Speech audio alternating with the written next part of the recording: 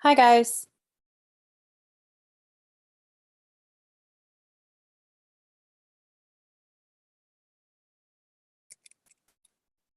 Can you hear me?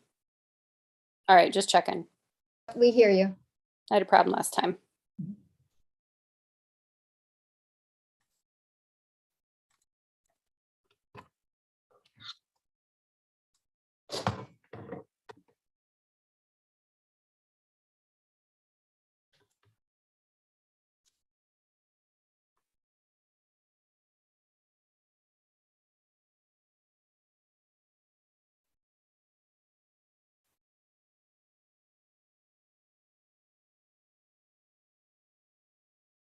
Good evening, everyone. We're going to give it a few minutes as people are joining. We'll be with you shortly.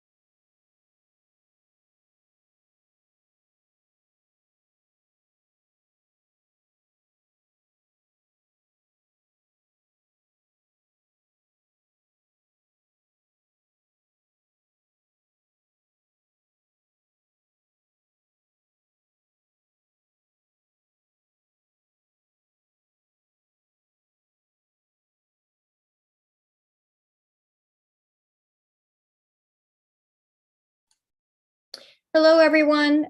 This is the Town of Manlius Comprehensive Planning Quarry Study Group. All of our speakers have not arrived yet, so we are going to give it a few minutes. And so I apologize if you've joined in and there's nothing happening, but we will be with you very shortly.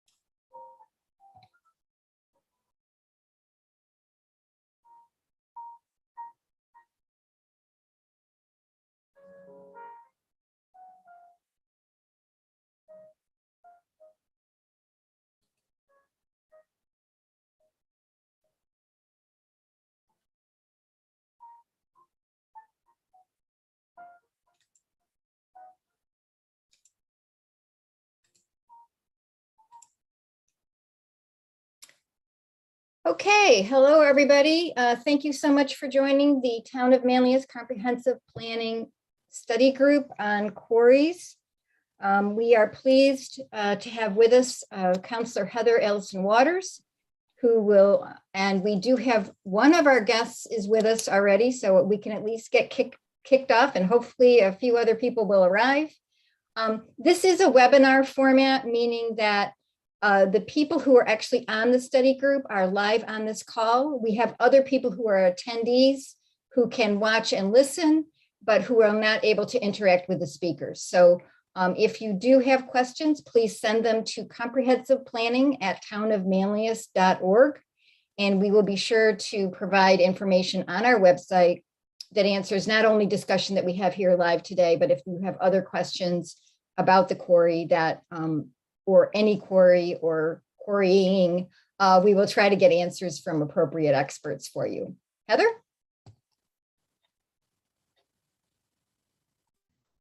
Thank you, Sarah.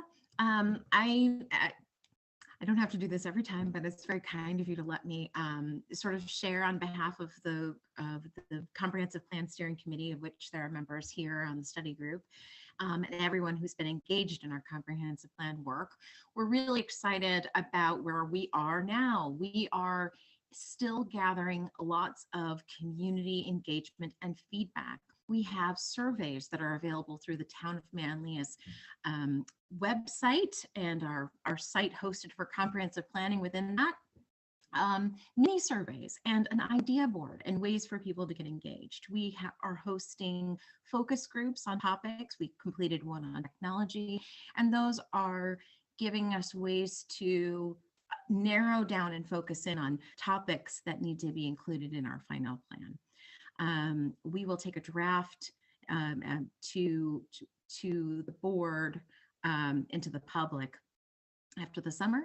And in the winter time, we will be holding public hearings and finalizing the plan. So I am really grateful for all of you who are paying attention to this important issue, and for Sarah for pulling together different voices. Tonight we have neighbors and folks who have experience living near quarries. And next we will be hearing from later in the month, and Sarah will tell you which date. I believe it's the 15th, or no, later in the month. The next Quarry group is the 29th. Excuse me, I'm thinking of stormwater. The Quarry group will meet again on the 29th and have experts in both on the environmental side, and I believe also on the sort of the technical and engineering side.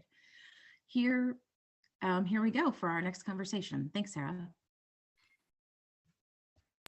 So the first panelist we have available with us is Dick Gaddis. So I'd like to introduce Dick, and if you could tell us a little bit about where you live and what it's been like to live near a quarry. Sure, happy to do so. As Sarah said, my name is Dick Gaddis. I've lived immediately adjacent to the existing quarry for 15 years. And we, on our street, which is Mulberry Lane, are separated from the quarry by maybe 200 feet, maybe 300 feet. We have a berm and a lot of trees separating us so that we have no visual connection to the quarry. But what I can tell you is that over 15 years, we have found the Kinsellas to be good neighbors. To begin with, they have been very responsive when there have been needs that they could help resolve. And an example, a very personal example, is we had a well pump failure in the middle of winter several years ago, which would have required us to hire a bobcat just to get at the well because of the piles of snow there. But a phone call to Kinsella immediately had him send over someone with a bobcat, probably saved us $1,000 or more. That's just one indication. I can't speak about what it's like to be next to a quarry when it is beginning its heaviest operations, because we have no experience. The quarry has been in operation for decades, as far as I know. And our experience, as I said, only goes back 15 years. But in that 15 years, our experience, and again, this is adjacent to the quarry, has been that we will infrequently, but every now and then, hear some rumbling. And my guess is that's got something to do with the grinding of the stone that's being quarried. We have heard no blasting whatsoever. I don't know if there's been blasting and we just haven't heard it. I find it hard to believe that that could be the case.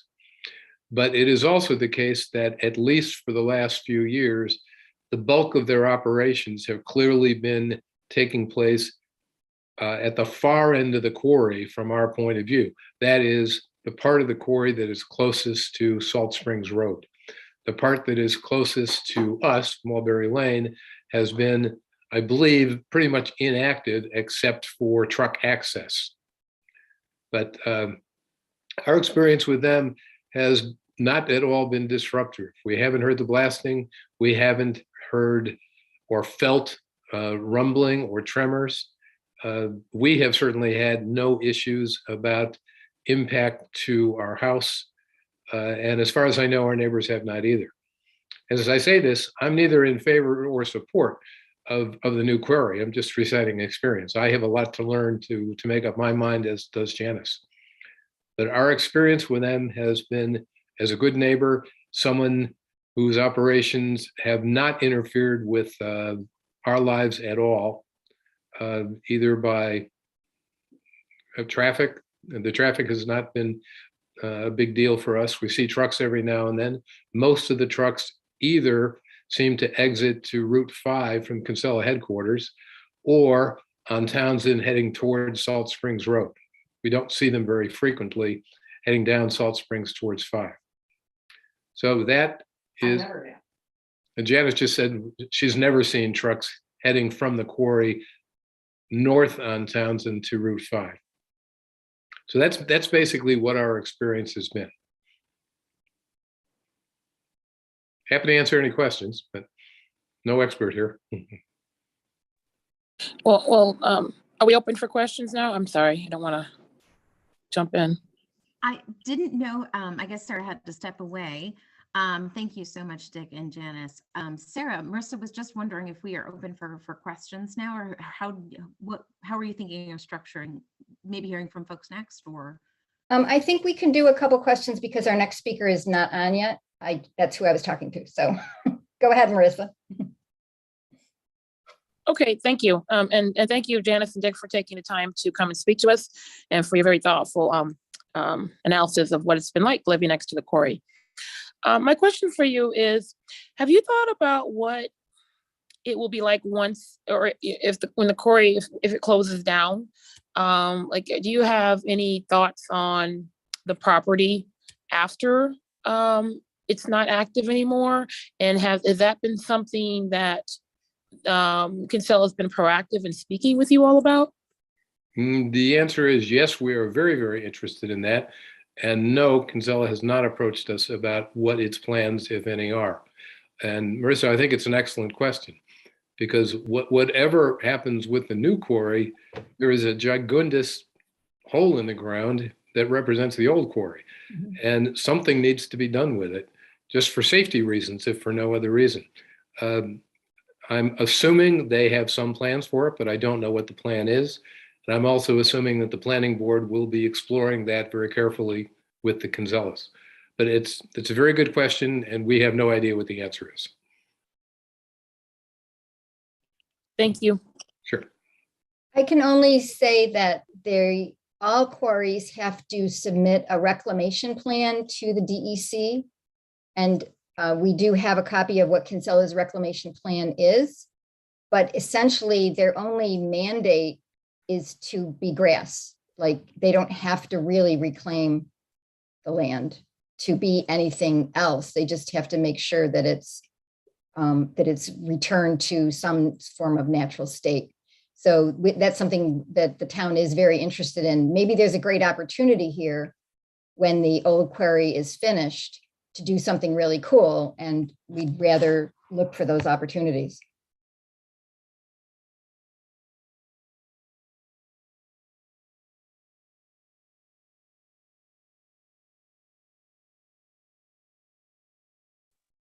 Other questions or concerns?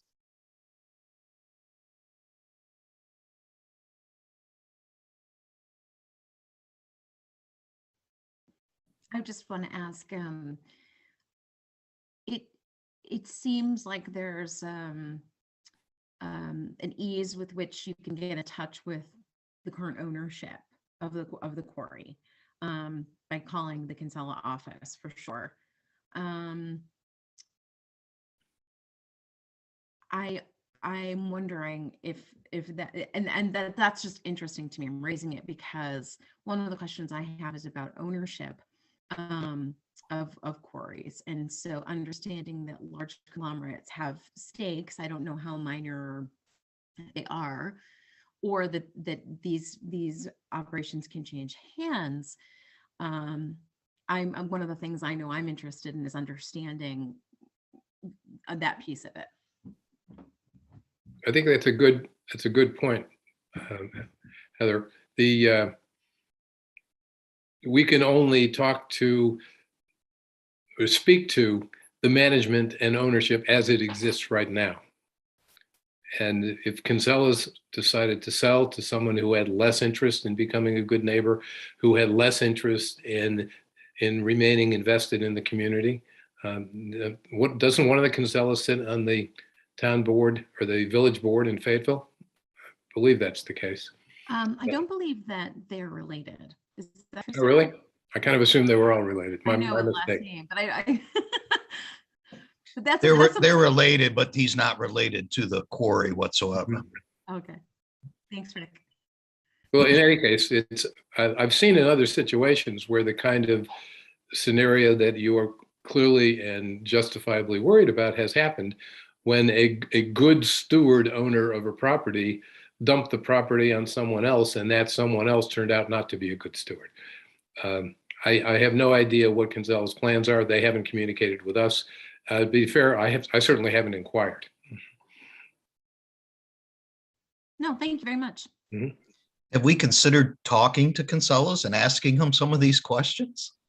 Yeah, the focus of this conversation is to be able to the town board members had a tour of the existing facility, and were able to ask a bunch of questions when the Kinsellas first brought the proposed zone change to the town. So one of the questions I remember I asked then was about a community benefits agreement and the openness of the company to a community benefits agreement. Because I was trying to understand all the different kinds of tools that a community might have to engage, understanding that the only tool that that there isn't a lot of control that private citizens can have of a private company after it's in operation. But if there is a community benefits agreement, there can be certain stipulations and higher expectations around remediation and all kinds of things that you can work on. And I just wanted to understand the openness to that. So that's been raised.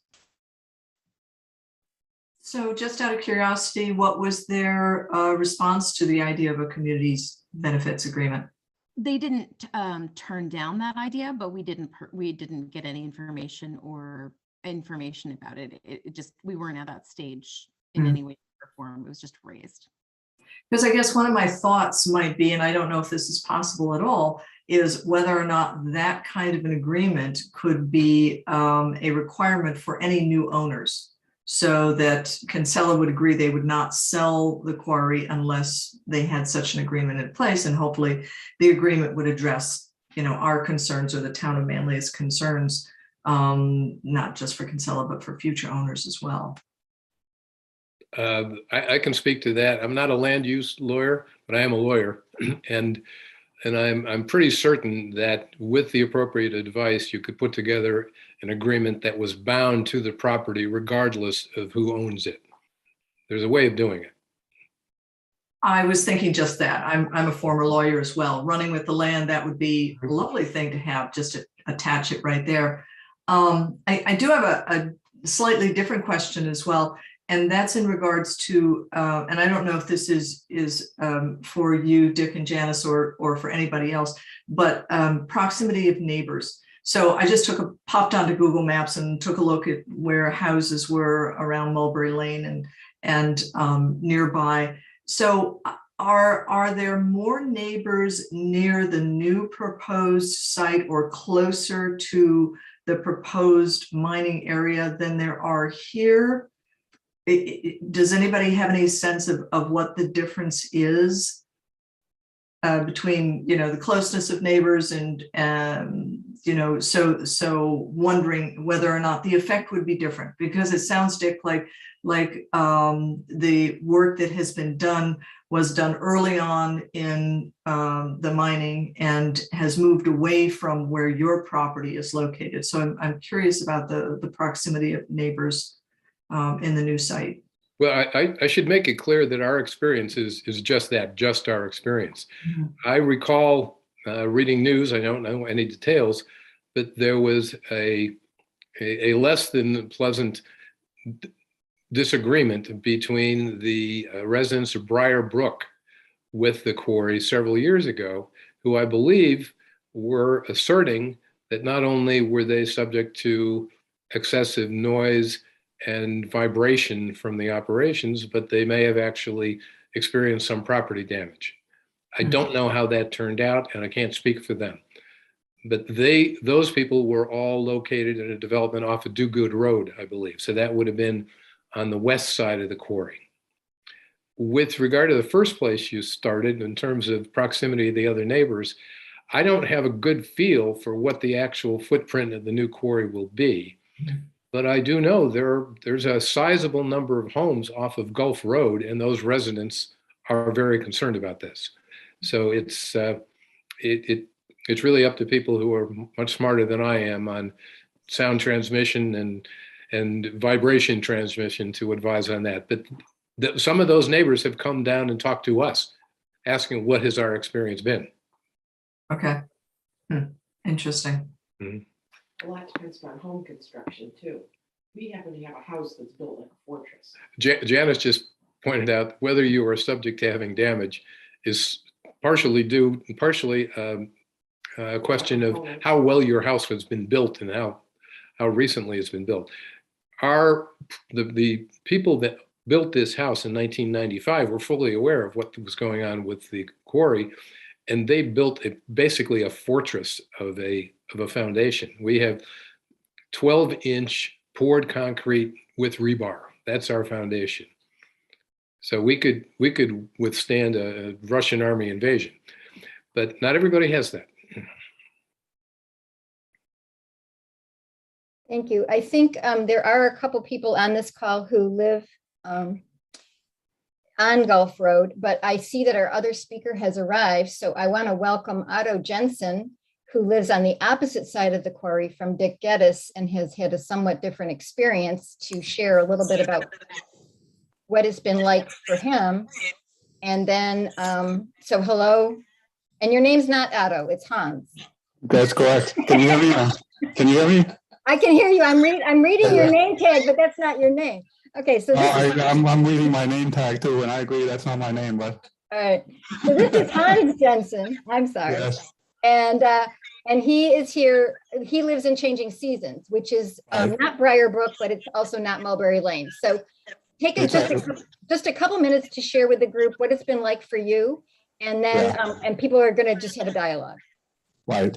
So yeah. So I think our neighborhood is actually a lot closer than Briarbrook is, and we can, I think we're just about as close as most, or as any of the neighbors are. There are a few other, like Bill Beach and stuff but yes, I think you might be aware our neighborhood actually fought the expansion of Kinsala's Quarry first in the 90s, where we won a lawsuit, and it basically was at that time it was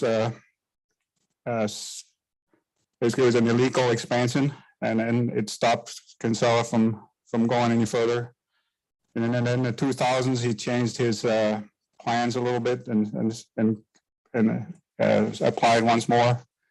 And once again, our neighborhood fought the expansion, and eventually we sort of ran out of patience and money, I think, and because it's an expensive thing to do, to fight that, and we ended up settling with him at the end. So part of that settlement was some concessions for him to cover crushers and the way he was doing blasting and stuff like that. But I think so. It's basically three things you could say. There's the big concerns were like air pollution, like dust, right? One was noise, and then finally vibrations, like you mentioned. And I think the biggest issue is probably vibrations. It's a very unpredictable thing because you have all these like seams on the ground, so you never know if you're going to be on one of those seams or how it's going to propagate those vibrations on the ground. I think we could definitely feel, when he was blasting, and he's supposed to announce when he does that, and it's usually early, in the morning type of thing. It's an outside consultant or an outside firm he has doing the blasting for him. So they're supposed to follow certain rules of, how to, but yeah, we could feel the vibrations. A lot of neighbors have had concerns about, maybe not foundations, but certainly broken seals and glass and windows and stuff like that. The noise, I think, is partly mitigated for us, and because there's a berm and a bunch of trees and stuff, and the blasting is mostly done during the summer months, spring and fall. The trees will do a better job, because of the leaf and foliage coverage. I don't think noise has been that big of a deal for us. And in terms of dust, part of the settlement, we received some money to actually go investigate and do some testing and stuff, and we haven't really followed up on that. But yeah, I think there's still some neighbors that are concerned, with families and children and stuff about the dust and the potential for pollution. But I think, again, the biggest issue has been the vibration coming up through the, people concerned about certainly windows, but maybe foundations as well. And, people are just concerned, what does it do to the property values? Even if it does nothing maybe it's just perceived for some people that there's a problem, but it does deter people from actually coming into the neighborhood and buying a piece of property if they know that there's a quarry next door. So that's been probably a big issue as well. Whether it's real or not, it's besides the point, if it's real for the people that are looking to buy the house, right, then it has an impact on the value of the house.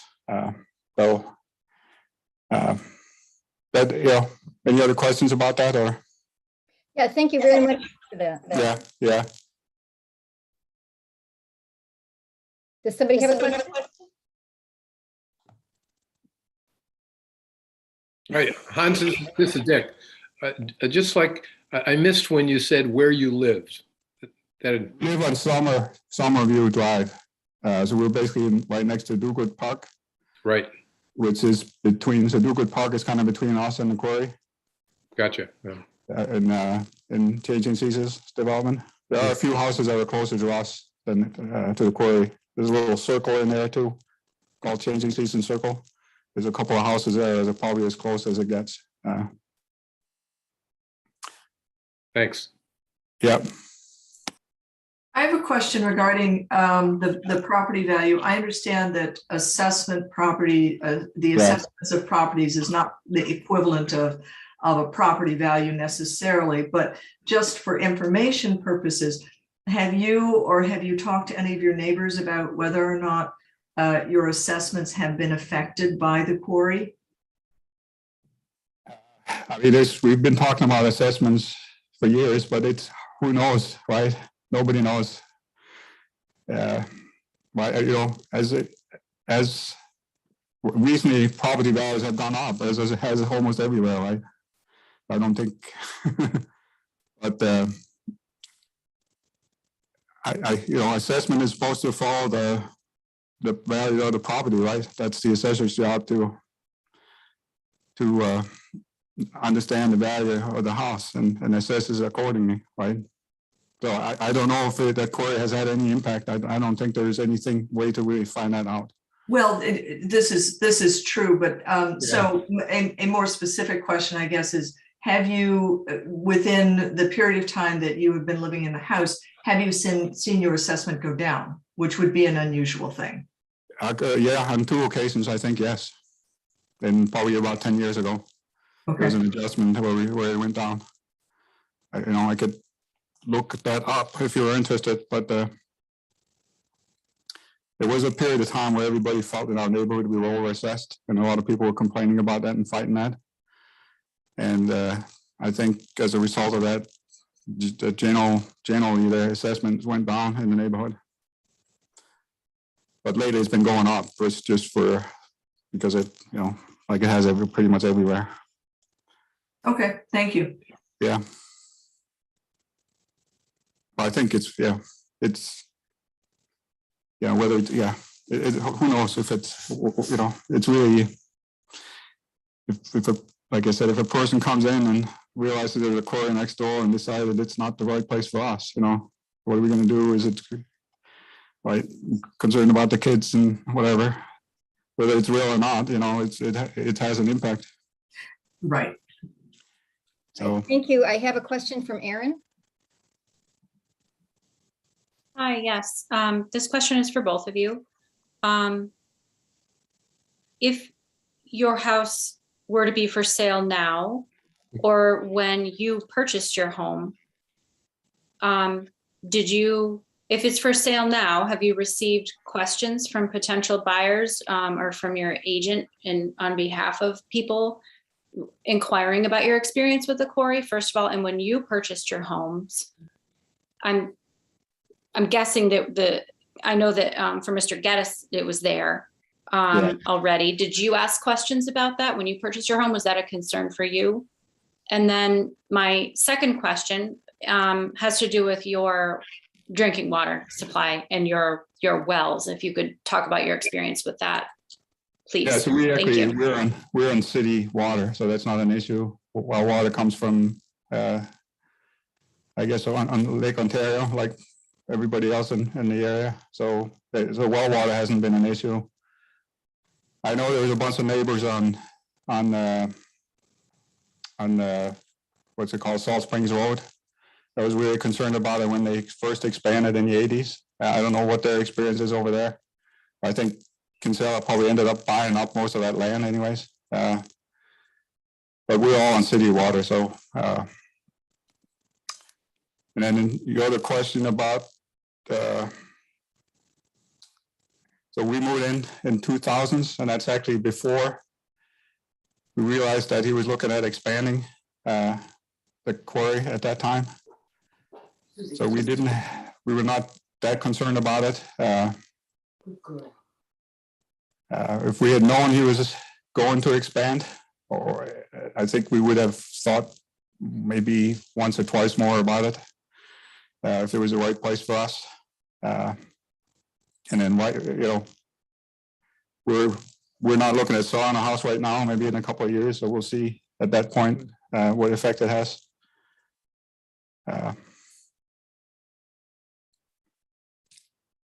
I don't know if that answered all your questions. Yeah, thanks. Dick, I believe you said you were on a well, so maybe you have a different experience? Sure, and we're also on the market right now. So the question is well taken. We are on a well. It's a deep well. It's 240 feet down. And we have never had any issues whatsoever with water quality. It's been good all the way through to begin with. All of our problems have been with pump failures, which comes with the territory. You just need to replace those every now and then. But the problem about water quality has not been a problem whatsoever. In terms of investigating before we bought, and we bought in 2007, we didn't do due diligence to the extent of hiring investigators to find out what was going on, but we did spend a lot of time talking to our agent, and the agent spent a lot of time talking to the original owners of the property who built it in 1995. And these people were incredibly conscientious is not strong enough a word for how careful they were. We were told, true or not, that they basically would come to the property before they bought it 5, 6, 7 times a month and just park there and stay there and listen and feel for vibrations before they ever even dug a foundation, before they signed a contract to build. Our experience has been, as I've recited it, in terms of any input or questions we've had from buyers, we have had infrequent, but some questions just asking, have you experienced any difficulties with the quarry, i.e. noise pollution, dust pollution, or vibration? And we told them exactly as we've told the panel here, is that we basically have not. In terms of well water, I think it's not just pollution that's the concern. The concern is also that your well could run dry because of the changing, because you have these underground streams and whatever, right? Mm-hmm. Springs. There's a lot of springs in our area. We're on that quarry because of the there's all the shale and stuff. And if you dig a deep hole, that water could basically drain and well could run dry. So that's one of the concerns. Right. It sounds like you haven't had that problem, but we haven't had that problem, and I don't pretend to have any idea of how large and or deep the aquifer we're drawing from is. Yeah. And we have a small neighborhood. I mean, and we have 4 houses on our block, and 1, 2, 3, 4 on Salt Springs, and then not on Salt Springs, on Townsend, and then the Gridley Farm. And those are all of our close neighbors. So I just want to follow up on that comment that our next meeting on March 29th, we'll have a hydrologist who can address more questions about the aquifer, which it's our current panelists are not in a position to answer. So if you have questions about that, you can tune in on the 29th. Great.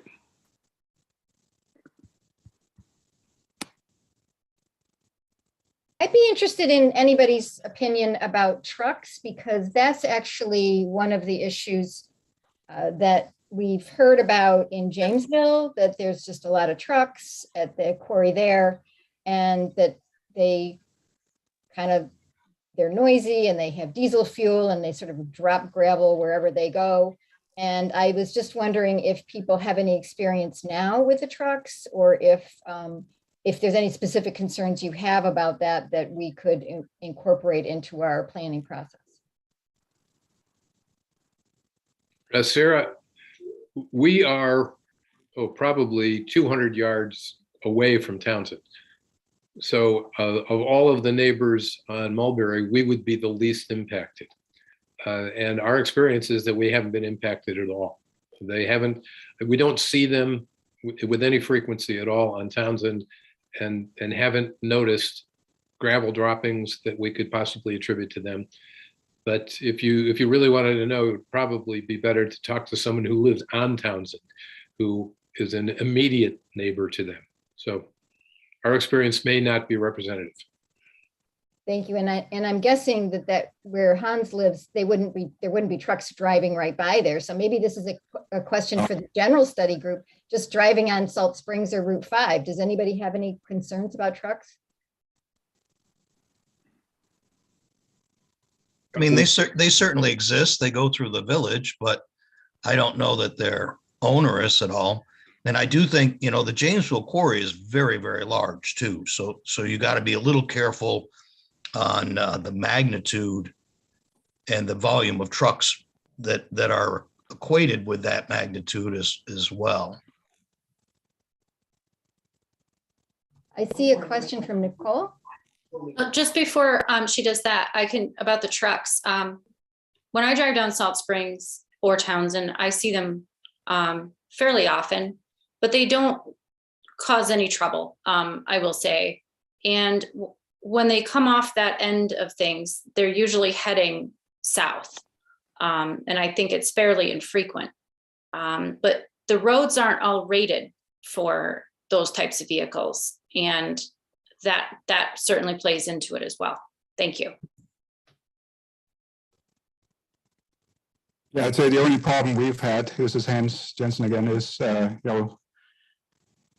Kinsella used to drive his trucks up that little hill. What's it called? Is it George Taylor Road or up around Green Lakes, Pearson Road? Pearson Road. Yep. Yeah, there's a hill coming down there, and there's not so he almost ran my wife off the road there one time, one of his trucks coming down, because they just don't stop as they come down that hill. And trying to turn right and get into the opposing lane. As I've heard from you, I think they're not allowed to drive up that road anymore. I think so. I think that's actually a good thing, because that was kind of dangerous. You really had to pay attention when you turned up that to make sure that there wasn't a truck coming down there. That's a dangerous intersection, even without trucks filled with gravel. Yeah, but you can imagine the truck and brakes and whatever. I mean, they're not necessarily. Yeah. Thank you for that. Yeah. Okay, Nicole, what would you like? Yep, I just had a question for Mr. Gaddis. You mentioned that you had a pump issue when the call first began, and that you called Kinsella, like the local quarry, and they came and fixed it. And I'm just curious, what made you call them? Is there an agreement within your neighborhood that if there's well issues that they're contacted? Or was this like a friendly favor? Like, how did they get involved in fixing that issue for you? I think I maybe did not make it clear. They didn't fix the pump. Well, they dug with a bobcat, but I guess, is there, do you have a, is there does your neighborhood have like an agreement with them when there's well issue? No, as far as I know, we do not. Is that I found out when I called my neighbor who had been here longer than my wife and I had been. I said, I have this problem. Do you have any suggestions about how to fix it? And he said, call Kinsella. They'll do it for you. And I did, and they did. So I was happy to accept the help. Cost me 2 bottles of wine. And then I had a question for Mr. Jensen as well. You mentioned that there was a settlement that you guys came to, and I was just wondering, based on your settlement, what you guys settled on, has the quarry lived up to all of the agreements in that settlement, or has there still been issues? That's a very good question. I don't think we've done enough in our neighborhood to actually follow up on all those agreements and whether they were, he was, part of the settlement is a yearly payment, which he's been, for the most part, he's been okay about that. But there's some other things about, covering up crushers and, reducing dust and vibration and, his schedule for blasting and stuff. And we haven't really, and part of that settlement money was supposed to be going towards actually doing that monitoring, but to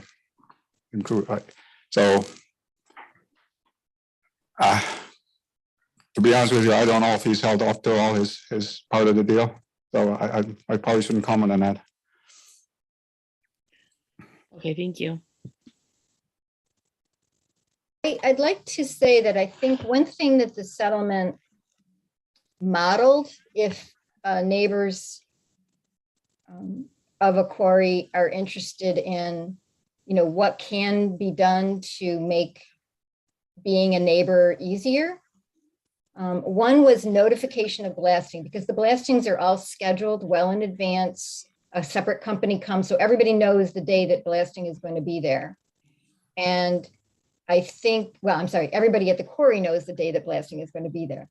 And I think one condition that neighbors could look at, and which the changing season settlement included, was advance notification of the day that blasting is going to be there, so that you're not, sort of scared out of your skin the first one that goes off, because this is the day they're going to be doing blasting. So that's one condition that the settlement included that, should be something that would be a feasible thing for a neighborhood group to seek out. The issue, as I understand it with that, is they sort of tell the HOA, and then it's up to the HOA to tell everybody else. So I think there's sort of modeling of perhaps better communication tools. And now that everybody has email, that may be an easier thing than when it was in 2020 something, when they first did it. And the second thing is the air quality monitoring. And I think that's what Hans was saying, that they haven't necessarily kept up on the air quality monitoring, but that was part of the settlement. There was an agreement to permit that, and that the quarry would pay for that. So I think that's another area that if people are concerned about dust or, I don't know, heavy metal fragments or whatever else might be in the air, that there could be a monitoring requirement, publicly available information, so that if there was a vein of the gravel that was composed of something, finer particles that were getting into the air, that everybody would know that, and that there could be remediation of that issue. So I think those are two things that neighbors could consider, as that the changing season neighborhood sort of was a proof of concept that this can be done, and that could be something that a future neighbor group could seek out from any quarry operator, to have some sort of public information of those two areas. I think those are pretty doable, and that in this case, Kinsella, but any quarry had already agreed to that as being not an onerous requirement that didn't impact their business model or anything like that.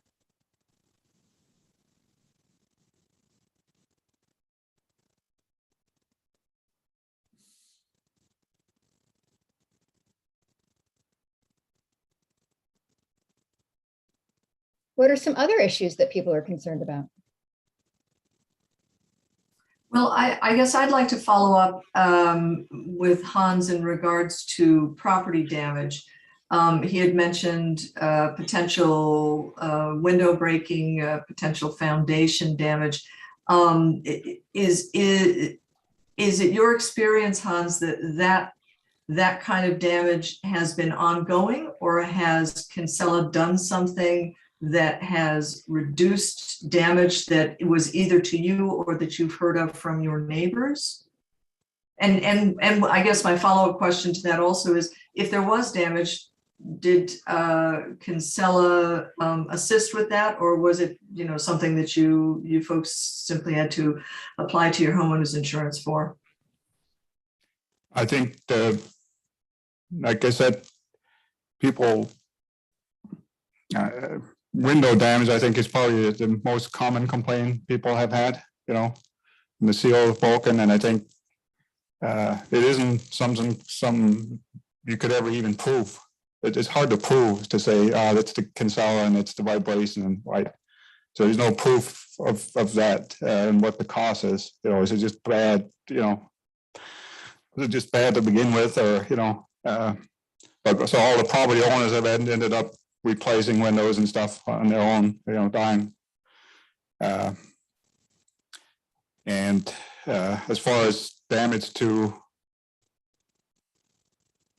foundations, and I'm not really aware of anything major there, or as far as there's some, there's a couple of neighbors that have complained about that. That the blasting happened and then they found cracks in their. Yeah, but again, I don't think anybody has any proof of what's actually causing it. But a lot of people are concerned about it, and I think it's a little bit of like hit and miss, because you have all these underground. It's like veins, so like highways under grounds of stone, right? And if you happen to be right in one of those paths at the right, when they blast in a certain, you could potentially transmit some. So I think it's very unpredictable. But there's an expert, I think he's from Buffalo, that's doing all the blasting, and there's supposed to be a certain timed blasting kind of thing. Instead of one big blast, there's all these small blasts that goes on, that time detonated.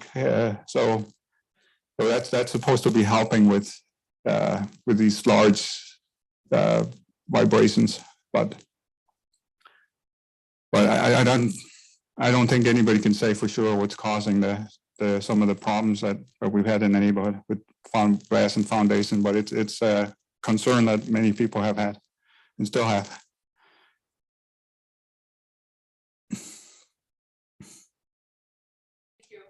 So, excuse me, this is Rick Hall.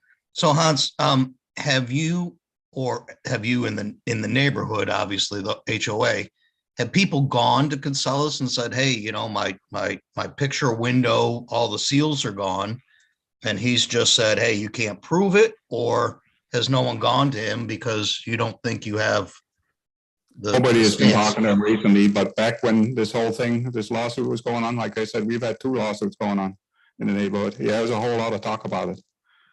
And there was even back in the 90s, there was the houses there was built. Our houses was built in the 80s, most of them, in the early 90s. So the first lawsuit we had going was in the 90s, and that's when people started having trouble with window seals failing after 10 years. Okay, so that's this 10 years is these double pane glasses should really last a lot longer than 10 years, right? And that's when people were first starting to complain about it, and there was a whole query that was sent out to people, and that was documented. So I actually have some of that information, but it's more than 20 years old. But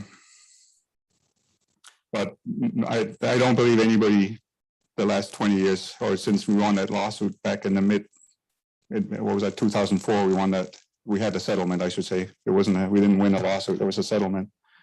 I don't think anybody has really gone back to him since then, because it just is really pointless. Okay, thanks.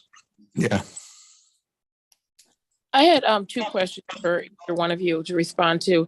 The first one was in regards to any health issues. Has that been something that people have felt that they have had related to the quarry?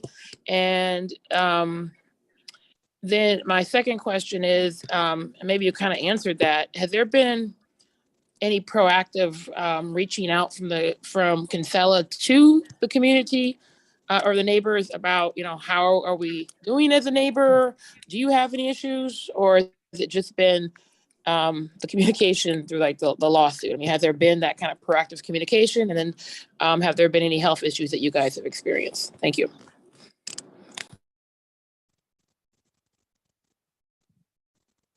I guess I'm not aware of any health issues, but Same answer for me. yeah, but 30 or 40-year. yeah, I mean, like my Mary's sitting next door. It's the concern is a small particulate matter that can get caught in your lungs, right? And And then the lungs of developing children. that may not just actually show for some years to come, but But the neighborhood is at fault for not getting the air study. right, If that's the neighborhood fault, that's why we got the settlement. yeah, yeah.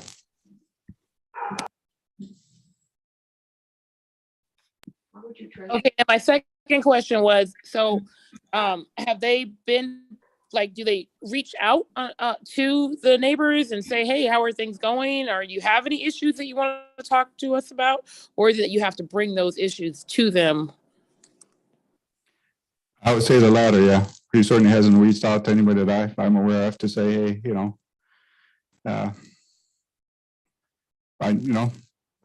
I think in his mind, he's trying to be a good neighbor and, and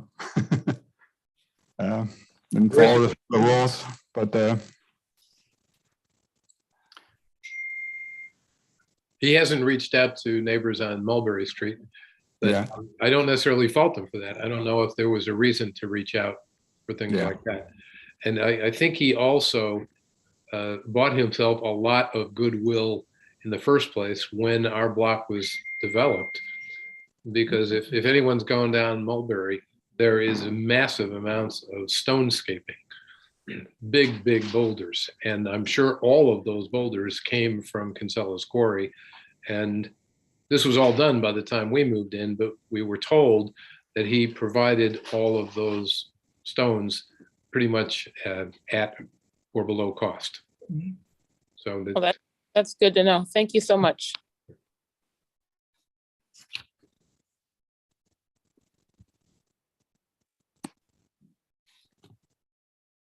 Okay, are there any other questions or issues or concerns?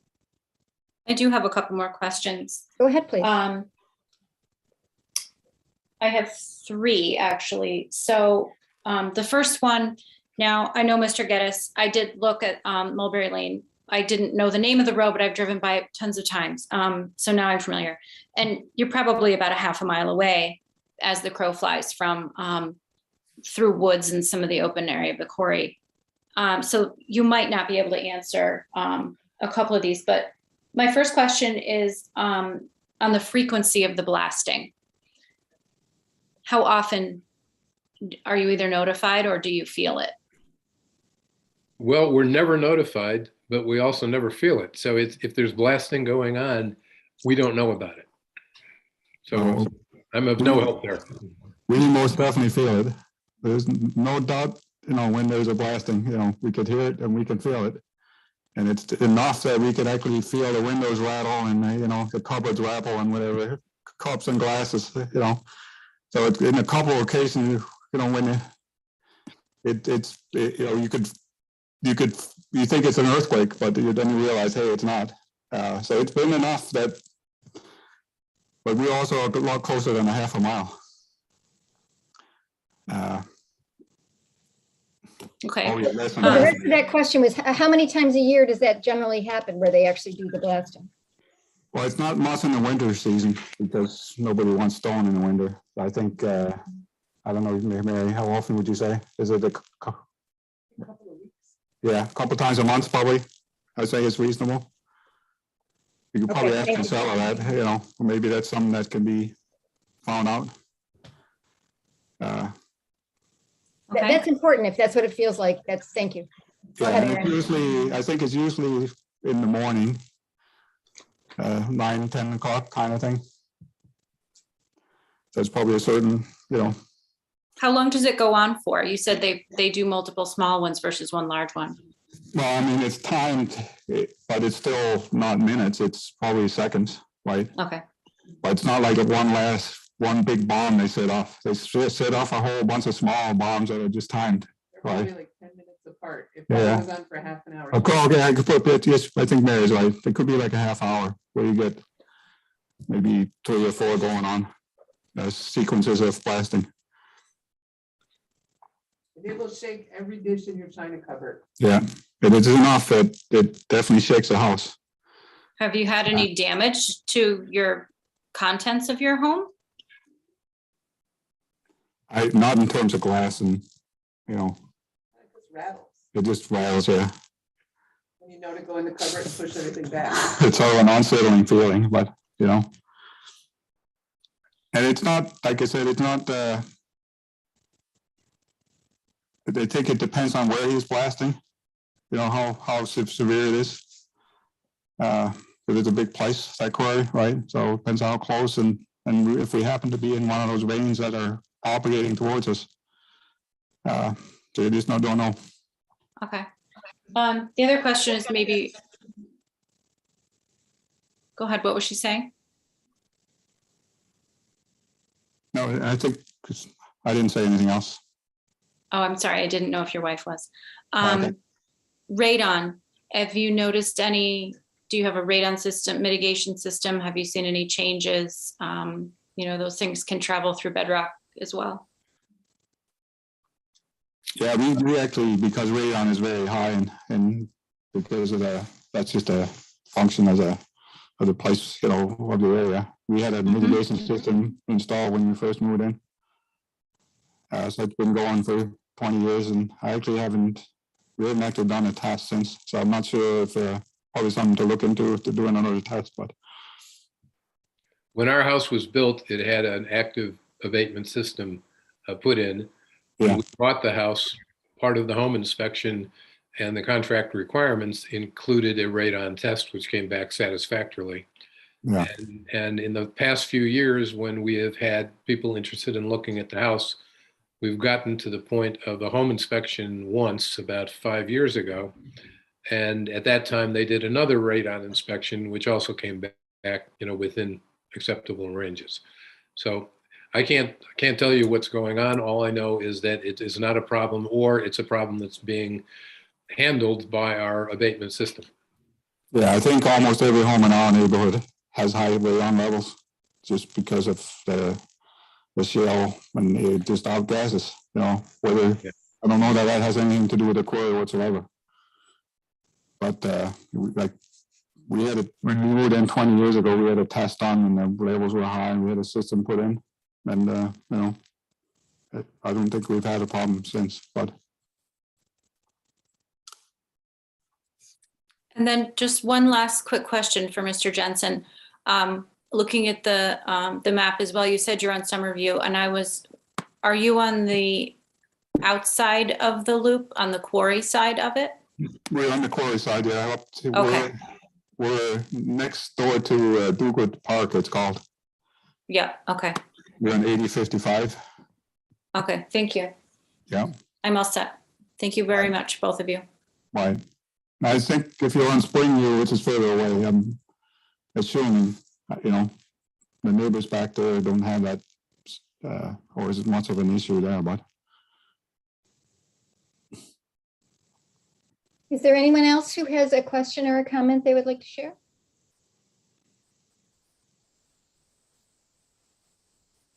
Just like to thank both of you guys for coming and sharing your experiences. Happy to do so. So thank you very much. So we are going to have, as I mentioned, I think at the beginning, that on March 29th, we're having another study group. This one will be more scientific with engineer and our town engineer and a couple of speakers who have familiarity with environmental and aquifer type issues. So that will be that one. In the meantime, we're also going to have our stormwater study group on March 15th. So there's lots of ways for you to stay in touch with what is happening with comprehensive planning. And I will let Counselor Waters wrap us up. Thank you so much. Don't forget to go to townofmanlius.org and click on comprehensive planning in order to take a really speedy surveys and also contribute to our idea board. We are also looking forward to putting together an in-person session to talk about complete streets and sidewalks. And we also have some folks gathering together to talk about what it's like to be a cyclist in our community. So if you're interested in any of those things, please get back to us. I also want to give a shout out to all of you who are serving in multiple roles. I see Jennifer Staples, who's active with Sustainable Manlius, and it's fantastic. You know, Nicole has a brand new child, and has a business in Limestone Plaza, and she's active on the Comprehensive Plan Steering Committee and with the Quarry. And we're lucky to have President of our school board for Fayetteville Manlius, Marissa Mims, joining us. It's just remarkable to see how everybody it takes part in multiple ways. So don't forget to keep engaging your neighbors and other folks to be involved. You all do so much. You know, it's ask a busy person, but at the same time, one of our goals is to move from being a core group of maybe 500 sets of eyeballs really paying attention across the town to a few thousand at least. So you can help us with that. Thank you all so much. Thanks, everybody. Have a great evening. Thanks, everybody.